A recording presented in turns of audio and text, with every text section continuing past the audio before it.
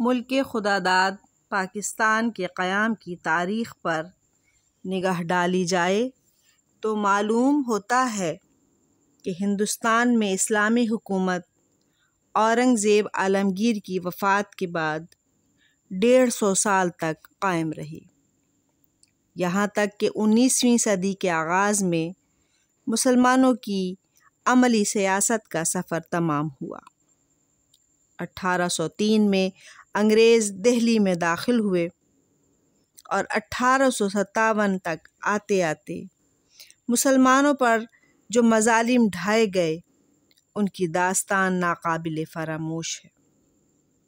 اس اندھیرے دور میں ایک دور اندیش مرد خدا سر سید احمد خان نے مسلمانوں کو حیات نو کا پیغام دیا اور انہیں نئے علوم کی طرف راغب کیا۔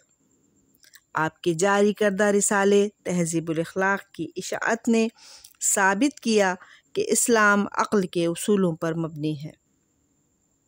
سر سید کی تعلیمی تحریک نے مسلمانوں کو خواب غفلت سے جگایا۔ علی گڑھ کالج، انجمن حمایت اسلام، آل انڈیا محمدن ایجوکیشنل کانفرنس نے ثابت کر دیا کہ مسلمانوں میں نئی حرارت پیدا ہو گئی ہے۔ 1898 میں سر سید کے انتقال کے بعد آپ کے رفقا نے آپ کے مشن کو جاری رکھا۔ ان میں نواب محسن الملک، نواب وقار الملک، ڈپٹی نذیر احمد، علامہ شبلی نعمانی وغیرہ جیسی بڑی شخصیات شامل تھیں۔ ہندوستان کی سیاست میں علامہ اقبال جیسی تاریخ ساز شخصیت کا کردار بے حد نمایاں ہے۔ آپ نے خالص اسلامی فلسفہ قوم کے سامنے پیش کیا اور انہیں مایوسی اور غم پسندی کے اندھیروں سے نکال کر امید اور جرت کی روشنی میں لا کھڑا کیا۔ آپ نے ایک ایسے وطن کا خواب دکھایا جو اسلام کا گہوارہ ہو۔ اس خواب میں رنگ بھرنے کے لیے قائد اعظم محمد علی جناح نے اپنے ساتھیوں کے ساتھ دن رات ایک کر دیا۔ 23 مارچ 1940 کو منظور ہونے والی قرارداد نے اس راستے کا تعین کر دیا جس پر چل کر سرزمین پاک تک پہنچا جا سکتا تھا۔ کوششوں کا سلسلہ جاری رہا، یہاں تک کہ حکومت برطانیہ نے 3 جون کو ہندوستان اور پاکستان کی آزادی کے متعلق اپنا نیا منصوبہ شائع کیا۔ اس کے مطابق 14 اور 15 اگست کی درمیانی رات 2 الگ الگ مملکتوں کو معرض وجود بھی آنا تھا۔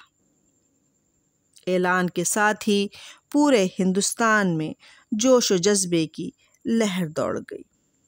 اسلامی ہند کے 10 کروڑ فرزندان توحید کی تنظیم اور قربانیاں رنگ لائیں۔ مملکت پاکستان کے قیام کے اعلان کے ساتھ ہی ہجرت کا ایک ایسا سلسلہ شروع ہوا جو تاریخ میں بہت کم دکھائی دیتا ہے۔ لوگوں نے ملک وطن پاکستان تک پہنچنے کے لیے آگ اور خون کا دریا پار کیا، اپنے مال، جان، عزتوں کی قربانیاں دی، تب یہ پاک سرزمین دیکھنے کو ملی۔ پاکستان کا قیام ان محکوم اقوام کے لیے ایک زندہ پیغام ہے جو غلامی کی زنجیروں میں جکڑی ہوئی ہیں کہ اگر جہد مسلسل اور جذبہ صادق ہو تو استعماری قوتیں سجدہ ریز ہو جاتی ہیں، غلامی کی زنجیریں کڑی کڑی ہو کر بکھر جاتی ہیں، بالکل ایسے ہی جیسے تحریک پاکستان کے نتیجے میں ہوا۔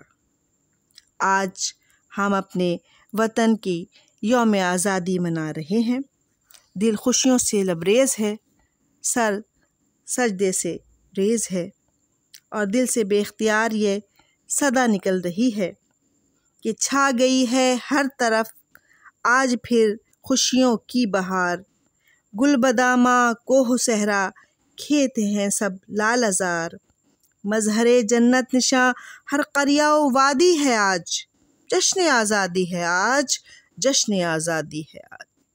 پاکستان زندہ باد، پاکستان پائندہ باد۔